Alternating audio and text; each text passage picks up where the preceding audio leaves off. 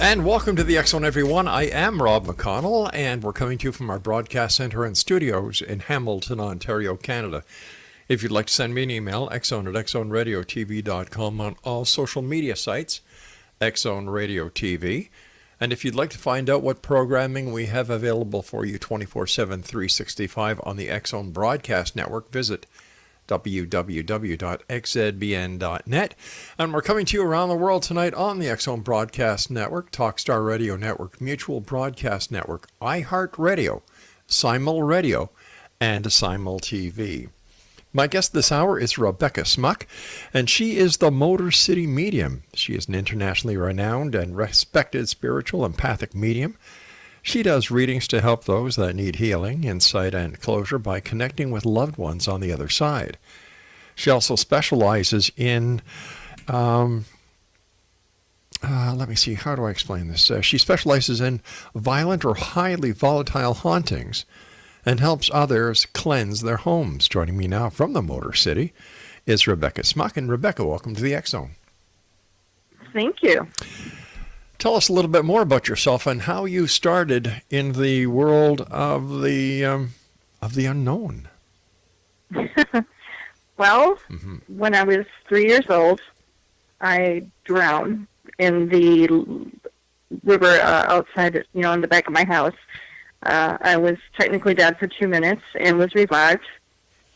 When I came back, which I was probably at 2.5, 3 years old, I had the ability to see dead people, which when you're a little kid is really odd.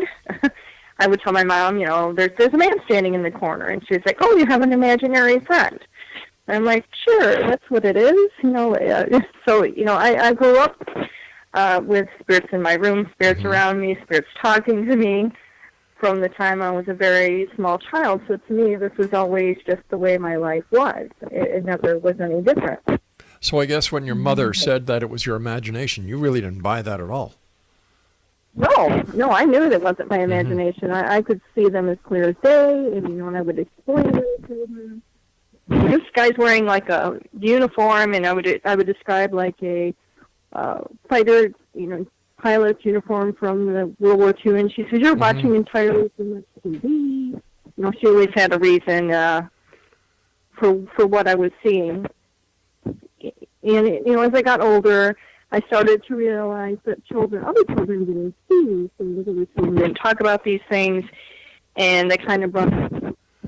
Rebecca, we're having a hard time hearing you because I would imagine you're using a cell phone. And sometimes your signal is clear, other times it's very muffled, and we can hardly understand what you're saying. Oh, well, let me try changing locations because I am on a cell phone. I apologize for that.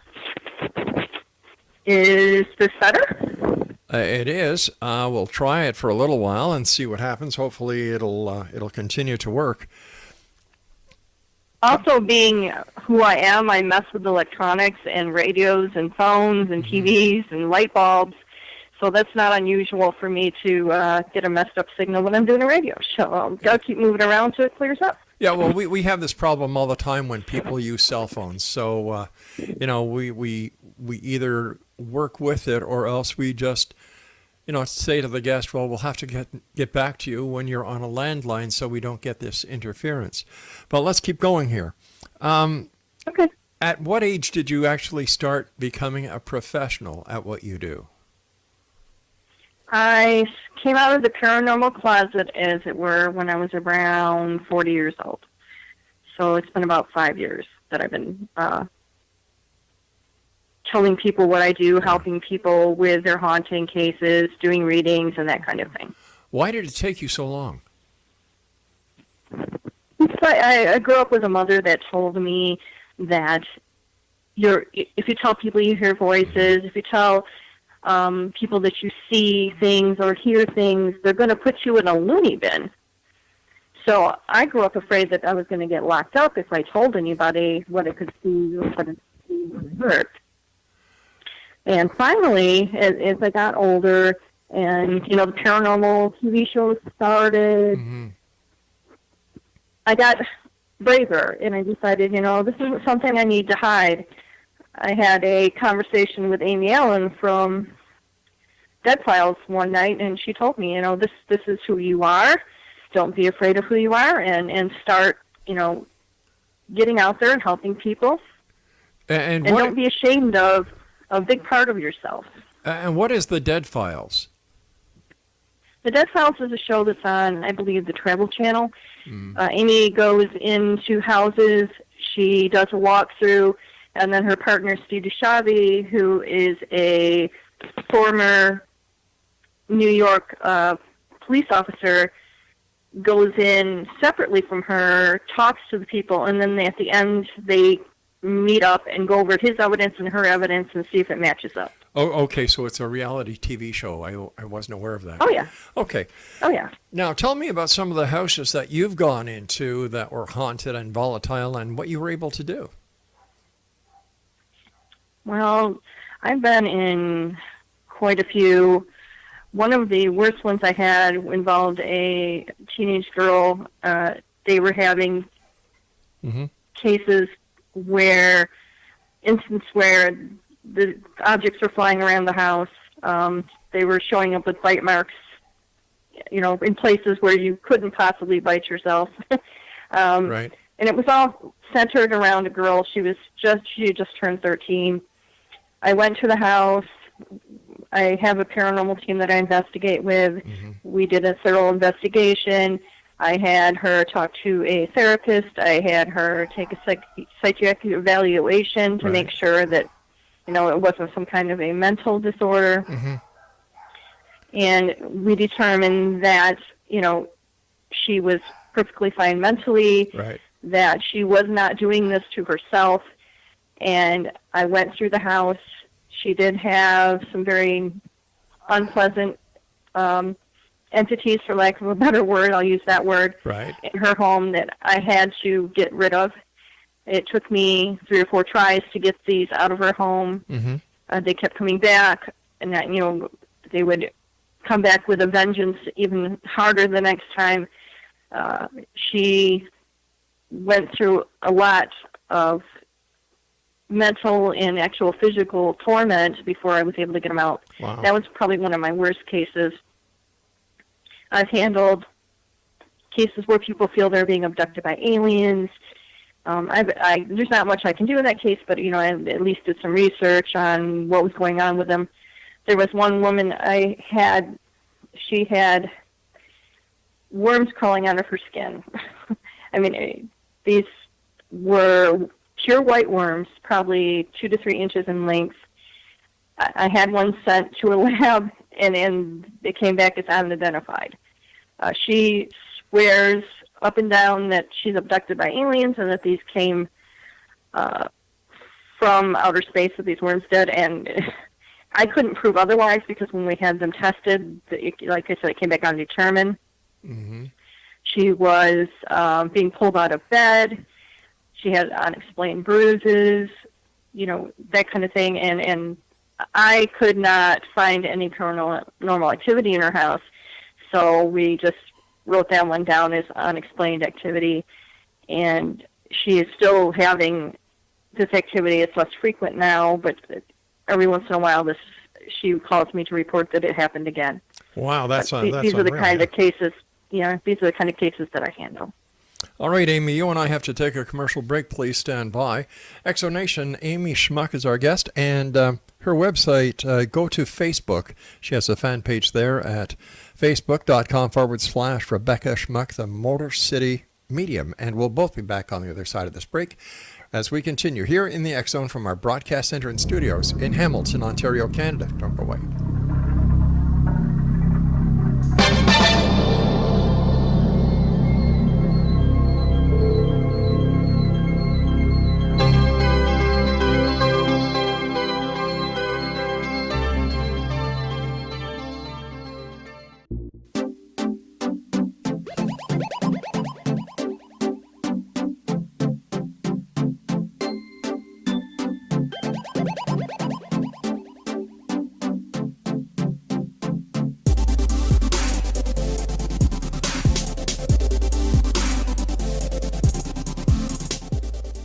Welcome back, everyone. Rebecca Smuk is our special guest, and it must have been very strange for you leaving what I would imagine is a comfort zone for you, if there's such a thing, in doing the work that you do, and working with somebody who claims to have been abducted. She had these worms coming out of her that could not be identified.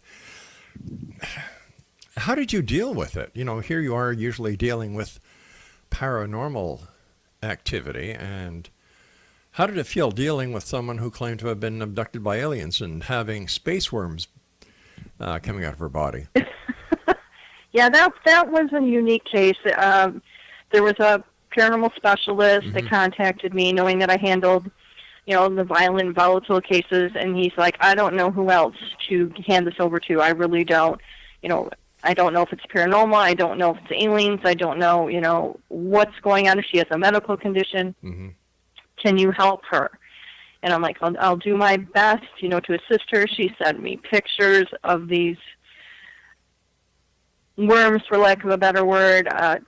She sent me more than one picture. There was pictures of them, laying in the bottom of her bathtub, on her floor, actually coming out of her skin. I asked her if she had traveled, out of the country. Had she been, to Africa? Had she been somewhere where she could have gotten in contact with botflies? And she's like, no, I've never left Colorado. I've been right here. I haven't left the country at all.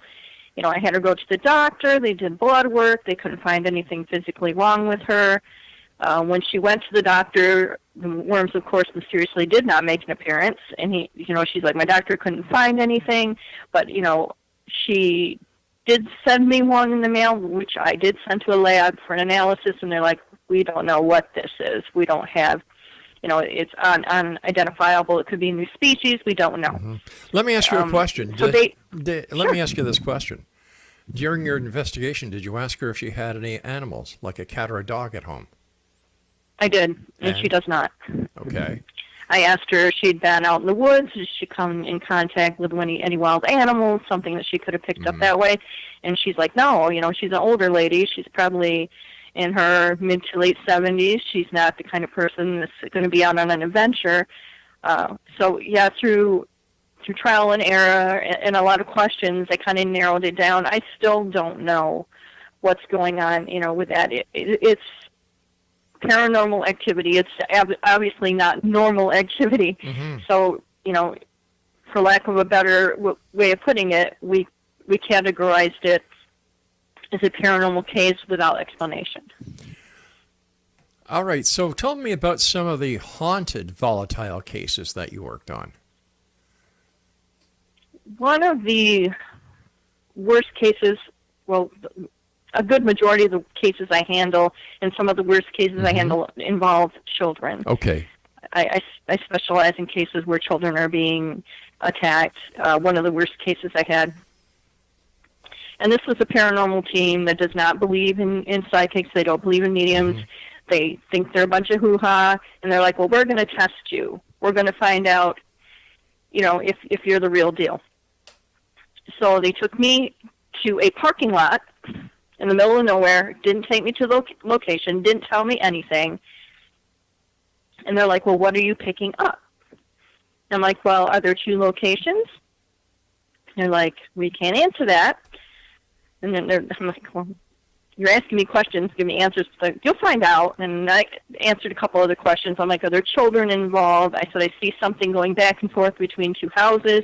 And they're getting these really quirky, smirky smiles on their face, like, oh yeah, she knows already, and we're not even there yet.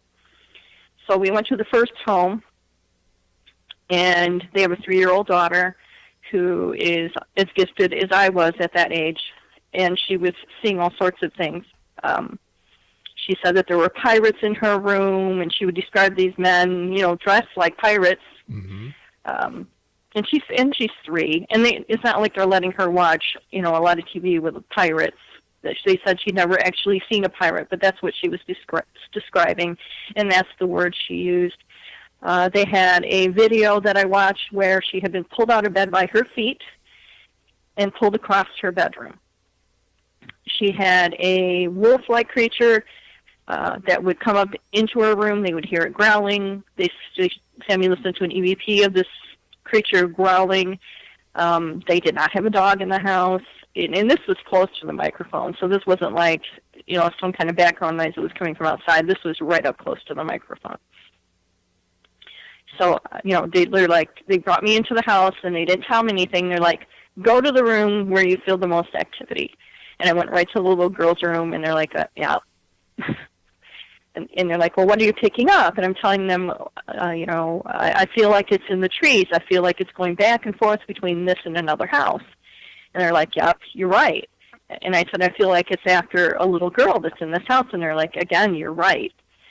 And I'm like, well, where's the second location? And they took me to the grandmother's house where this little girl spends a good majority of the time. And some of the other people in the house were experiencing the same kind of things, the growling, the cold spots, the uneasy feeling, not feeling comfortable in their own home. And, I kind of...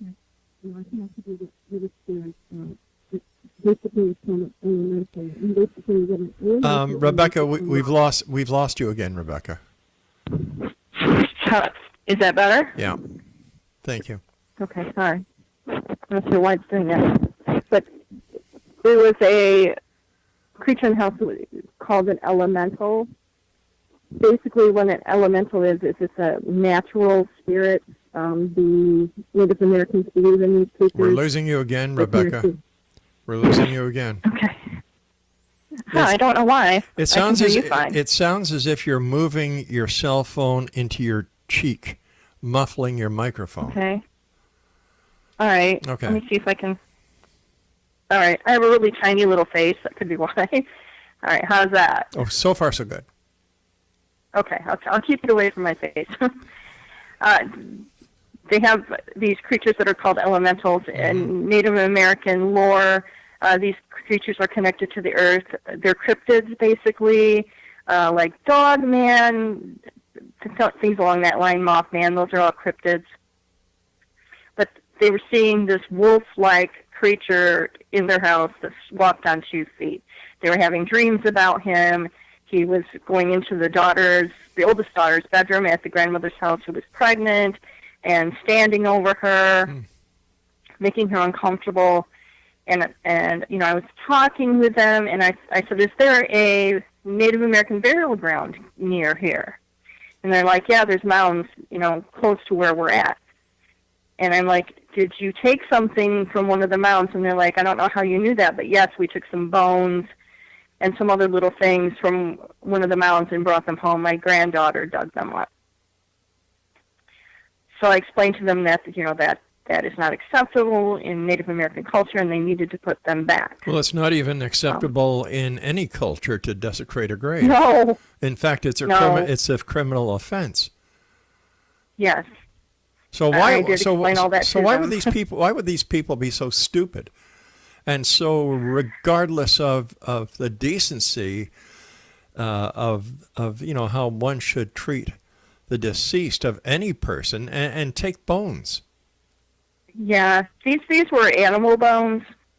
Oh, they were animal small bones. So they figured that they were, chicken bones or something. Mm-hmm. And I explained to them that sometimes when Native American people pass, they will bury animals, along in the mound with the people, Right. And, it was little trinkets and things. They didn't realize that, what they had done was something that was going to cause them trouble. It's called grave robbery. Yeah. But it was a small child, and she didn't know any better, and she brought these things home, and they still had them in the house. But what kind of parents would let their child do that? Yeah.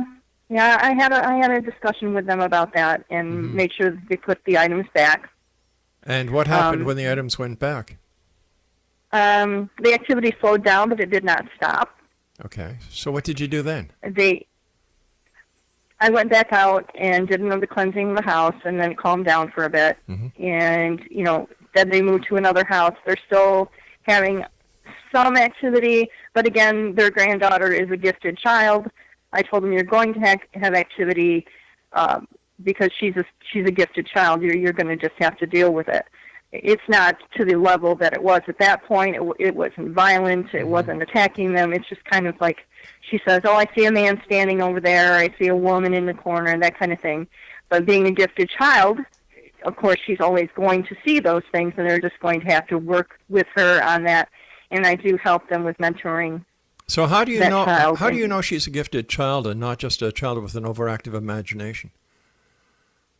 I can tell. How? I mean, she says the same kind of things that I said when I was little. She's giving too much detail of things that she possibly could not know. Is she an only child? I mean, she has a 7-year-old sister. Wow. But yeah, she's just explaining in detail things that she wouldn't know. Mm-hmm.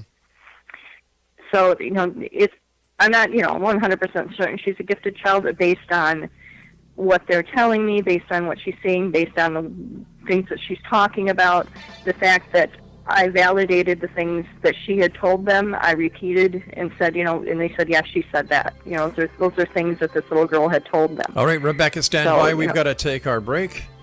Rebecca Smuk is our guest of this hour, X Zone Nation, and we'll be back on the other side of the news as we continue here in the X Zone from our broadcast center and studios in Hamilton, Ontario, Canada. Don't go away.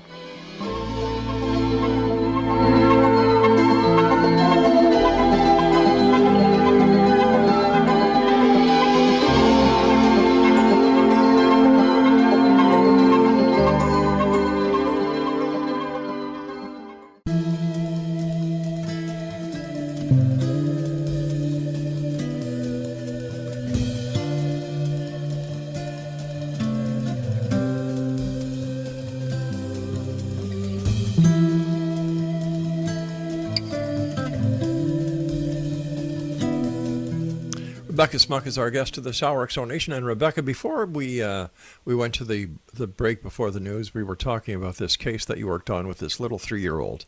And you mentioned a couple of times that you cleared her house. How do you do that? Well, for some reason, every medium has a different set of gifts. Mm-hmm. One of mine is being able to remove negative energy or negative entities from homes. I don't know how I do it. It's just something that I can do. I have 100% success rate with every house that I go into. Sometimes it takes me a couple times, but I always get rid of whatever is in there. One of the cases I had, the woman had been dealing with it for 12 years. I went to her house one time, cleared it, and she was able to sleep. She hadn't slept in her bed in 12 years. She slept on the couch. I went to her house, cleared it, and she was sleeping in her bed comfortably the next day. She hadn't done that in a very long time. I do it remotely for people sometimes. If I know the people and I've been in their house before, I can do what's called remote viewing, where I can look into the person's house, see what's going on in the house, and then clear it that way. I do that quite often, too. And I know it works because people will tell me the next day, everything's brighter, everything feels better, we're not having the activity, then, the depression's not bothering me anymore, I'm not feeling so negative. So, and I know that it works. And again, I don't know how I can do that, I just know that I can. So I make sure and help people with that gift because, that's what I'm here to do is help people that are having trouble with these volatile or violent spirits to get rid of them and live a more comfortable life and get back to normal in their house and not be afraid to live there anymore. How much of what you do and many other psychics and mediums in the paranormal community is actually a placebo effect? That I have thought about that. That's a possibility. But the thing is, when I go into these houses, I can feel the negativity, I can feel the heaviness. And when I leave, it's no longer there. But that's, I've had people ask me that before, and that's, of course, a possibility. I mean, I'm a logical person. I have a degree in psychology. So, yeah, I'm, like I said, logical, reasonable person, and that's a possibility. But if it's making them feel better, and I've had them tested, and I've had everything looked into to make sure that I'm not going to make somebody worse, then I feel comfortable in doing that for them. And I do believe that there are things that we can't explain, things that we can't see. We have a very limited understanding and a limited view of the things that are in our world, I think. Right. I think a lot of people live in a state of denial and ignorant bliss because they're better off not knowing. And I'm one of those people that goes looking for things that nobody else wants to look at because Sure. I want to know what's out there. I want to understand the things that most people don't want to look at. Where did you get your Or degree? deal with. Where did you get your degree in psychology? Michigan State. And were you a practicing psychologist? No. No, I got married and had 4 children, so I kind of put that on the back burner and raised 4 children, and I've never practiced. What is But I do have a degree. From Michigan State in psychology? Mm-hmm. Okay. What do your children think of you as a medium and somebody My who... children, Mhm. my children are gifted as well. So, they've grown up being comfortable knowing that, it's okay, that, I never told them what they were seeing. I never suggested anything to them. I never put this thought in their head that, there were ghosts in our house. They came to me with things that they were seeing, but I just never made them feel like it was a bad thing or that they were crazy. Same thing I do with all children that I speak to that are seeing things that most kids don't see. I never make them feel bad about what they're seeing, and I never tell them they need to hide it. My children are perfectly fine with it. I do have one of my children, my oldest son, wants nothing to do with it. He doesn't believe in it. And he's, pretty much a skeptic, which is fine, so I don't talk to him about it, and I don't push it on him. And he's perfectly okay with that. He's a very scientific person, and this just isn't something that he can buy into. And there are lots of people that have a hard time that are very skeptical, and I don't push that on them. I don't try to convince them. You were telling us earlier that your mother basically foo-fooed the idea of psychic phenomena. What does your mother think now that you're doing it? Well, my mother passed on when I was in my early 30s. Okay. She never got to see me do this. One of the reasons that I tried to improve my gifts was to reach out to her, and I've never been able to reach her. Why do you think? I'm hoping she would be proud of me. Why do I think that I can't? I don't know. I've reached out to her many times, and she comes to me in my dreams, and I've talked to her that way. And I know a lot of people have dreams about passed on loved ones, and I feel that they use that as a way to communicate.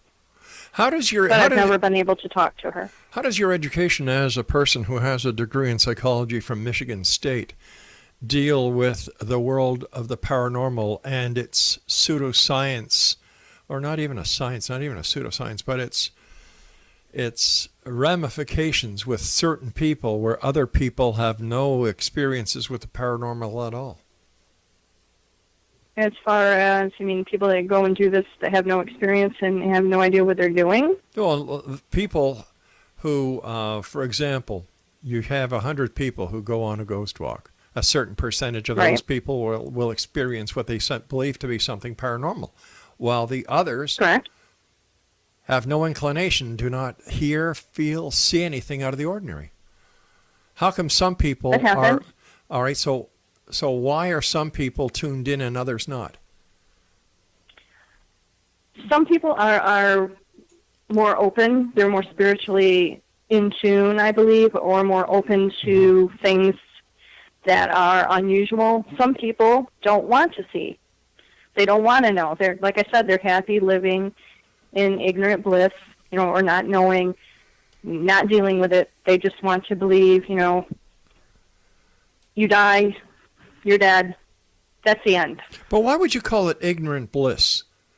I find that rather strange coming from someone who has been educated as a psychology, who's taken and has a degree in psychology, where they call, just because somebody does not share the belief of another person, calling it ignorant bliss. That makes no sense to me. Well, ignorant bliss in the term, I mean that in a way that they would rather just not acknowledge that those sort of things exist. So they don't believe in it. They don't believe in it. I guess ignorant bliss is a bad way of putting it. It's rather harsh, yeah. They don't want to acknowledge something like that. They'd rather just remain. But once again, you're putting them in a negative category, and I don't understand why. Just because they don't believe doesn't make them any more different than you, who is a believer. You're absolutely right.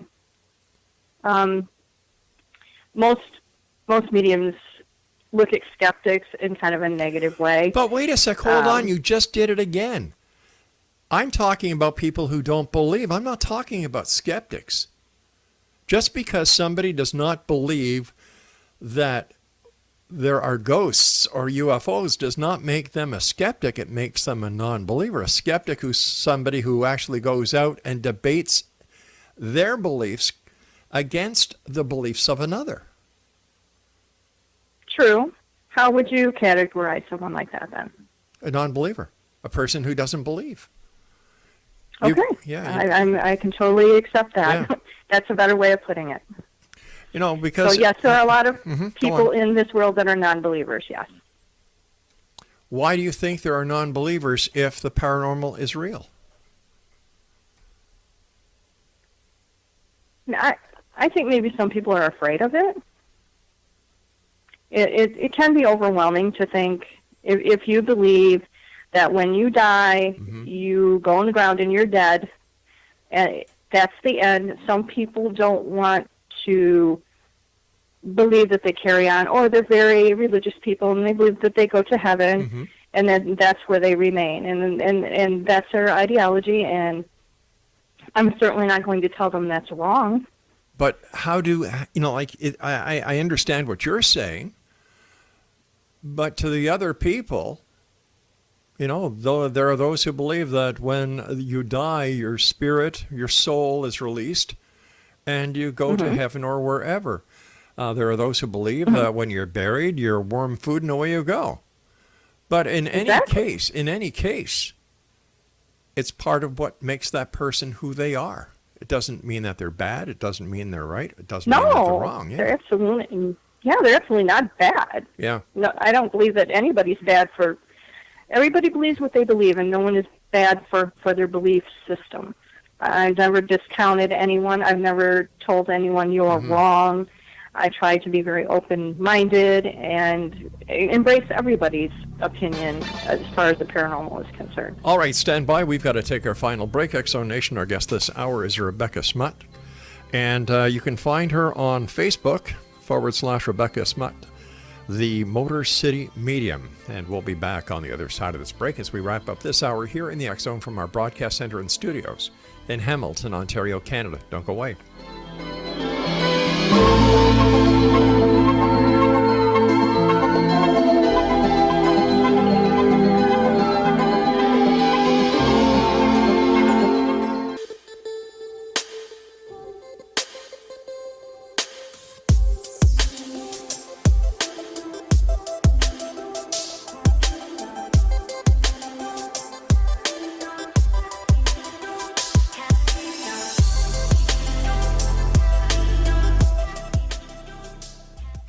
Welcome back, everyone. Rebecca Smuk is our guest this hour.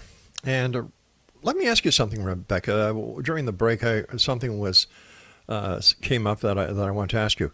You said that you did not want to become a professional or do psychic work while your mom was alive because of her beliefs. Am I correct? Yeah, she was afraid for me, yes. Why? She thought that I would be hospitalized for being crazy, yes. So why did it take so long after the passing of your mom for you to actually start? Same fear. I was afraid that I'd be ridiculed. I was afraid that people would call me crazy. I was afraid I'd be picked on. So I kind of kept it to myself. And then, as I said, paranormal TV shows started coming out. People seemed to be more open to it. And I just thought, maybe I should start explaining to people what I can do, what I can see, and, stop being afraid of this big part of who I am. We talked about your kids, and I always like asking a guest about what their other part, how they take it. For example, your husband, how does he feel about his wife being out there doing all this paranormal stuff? Actually, he does it right along with me. the co-founder of our paranormal team. Okay. When I met him, he wasn't into this at all. And it was on one of our first dates that I kind of broke it to him. Mm-hmm. You know, I said, you know, what I can do, what I can see. And he took it really well. So that, you know, that was a big game changer in our relationship, that he accepted me for who I was and didn't call me crazy and didn't say, oh, you're a Looney Tune, I don't want to date you. He was like, oh, that's cool, tell me more about it. You know, I've always, you know, wondered about that kind of thing. You know, I've never been into the paranormal, but it's something that, you know, I might be interested in. He said, you know, I watch Ghost Hunters, and that's about all I do. It kind of scares me, so I don't watch it all the time. And then, you know, after he got to know me better, and, you know, we started doing some investigating, going to some locations, he found out that this was really a passion of his, too. So it does help our relationship, I feel. It gives us a common interest in something that we can do together. Tell me about G.L.A.S. Paranormal. G.L.A.S Paranormal? Yep, that's my paranormal team. Mm-hmm. What does G.L.A.S. stand for? We're located out of Detroit, Michigan, Dearborn area. Right. We have 15 members. We investigate all over the state of Michigan. We're also we do investigations in Ohio, Illinois. We've been to quite a few places. We have a location that we exclusively do public hunts in, which is the Dearborn Historic Museum in Dearborn, Michigan. We're the only team that leads public ghost hunts through that location. What does G.L.A.S. stand for? Great Lakes Apparition Seekers. Apparition Seekers. Ah, okay, cool. Mm-hmm. We look for everything. How many investigations would you do a year? How many do we do a year? Probably, depending on the year, between, let's see, this year so far we've done about 6 this year since the beginning of 2018. And what is we did the Randolph Asylum in Ohio. We've done quite a few others. And what is it that your team seeks to do? We try to gather evidence. We use scientific equipment to do that. We're trying to scientifically prove the existence of an afterlife using scientific methods and equipment. Again, this equipment we use wasn't originally created for paranormal research. It's things that we have adapted to try and locate paranormal activity. You say you use the scientific method. Which member of your team is a scientist? It's a scientific method. We don't have a scientist on our team, but we do have equipment that paranormal is a science. It's not a recognized science, but we call it scientific investigation because we don't. It's kind of a neat keyword to throw in there to give credibility, right? No, I mean all paranormal teams say scientific research. We're not the only team that does that. I understand that. I'm not saying that in a negative way. All I'm doing is saying that with all the teams out there, you've got to have a little bit of a kick behind the name in order to get recognized. That's one way of looking at it. Basically, we're trying to prove that it exists using methods other than a medium or a psychic. We try to back it up with EVPs or with video or something along that line where we can get concrete, physical proof of the afterlife. Let me ask you this.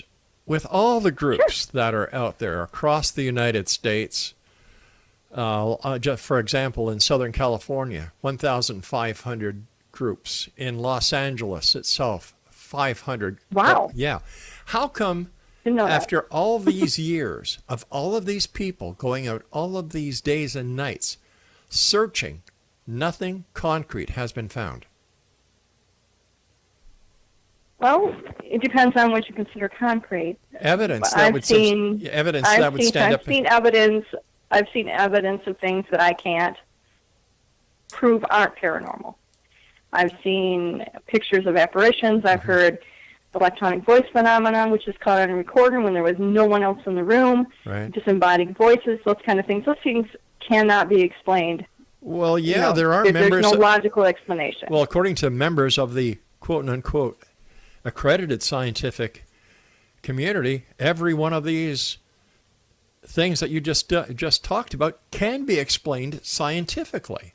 So this is where we who are not as involved in the paranormal world as team members across this country of ours, and we listen to what the paranormal investigators say. We listen to EVPs, and that I'll be honest with you, I have a hard time understanding anything that is an EVP.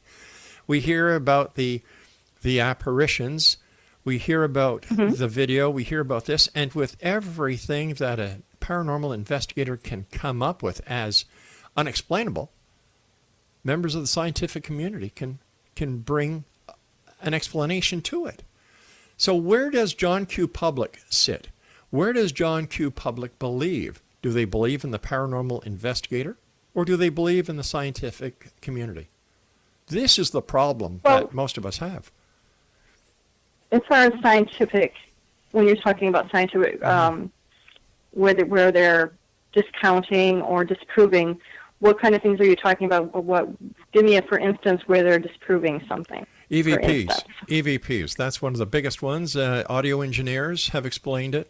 Scientists have explained it. Psychiatrists have explained it. In fact, what they say is that if the brain hears two parts without being completely heard, it will fill in what it believes is there, not what is there, what is believed to be there. EVPs can be anything from microwave pickups, radio transmissions, remote controllers, and the list goes on and on and on. When you do 99% of the information that we get, we do discount because we can't prove that it isn't that. Okay. So but there is a rare occasion where we get something that we can't discount. We can't say, oh, this is that, or this is that, right, or this is radio interference, or this is a dog barking, or that was someone shuffling their feet. There's things that are so crystal clear. They aren't muffled. They are clear words that we have heard that cannot be discounted as anything else. What about the psychologists and the psychiatrists who believe that what is actually happening is manifesting and being created by those who are actually doing the investigation, like telekinesis or advanced ESP, advanced group, what's it called? Group hallucinations, for a lack of better words. We've done research on that, and that's a possibility. That's why my team, we're highly... There are things that are investigating. I'm not saying anyone's way of investigating is wrong. We just do it a little bit differently. We're more likely to throw things out than we are to say it's paranormal. We don't look at every little thing and say, oh, that was a voice. Oh, right, that was this. Oh, that was that. We're more likely to go, that was nothing, or that was a burp, or that was a car driving by. We are trying to disprove. So how would you and your group, prior to using electronic equipment in your investigation, how do you take a baseline reading? Hello? For the home. Can't you hear me? Hello, are you there? Yeah, I'm here. Okay, yeah, well, the question was, how do you take a baseline reading prior to using any equipment in a place that you're investigating? We use the EMF reader, which when we go through and do a sweep, what an EMF reader does is it reads electronic... Whoops, that's my producer letting me know that we're just out of time. I want to thank you for joining us, Rebecca. And Exonation, if you would like to find out more... Whoops-a-daisy, what was that, Craig? Oh, must have been an EVP or something that was paranormal, because it certainly couldn't be Skype disconnecting, could it, Craig? Anyway, Rebecca Smuk was with us. I think the pauses and the lack of cognizant explanations speaks loud in this case, and I'm not going to say anything more about it. I'll be back on the other side of this commercial break. Whatever you do, don't go away.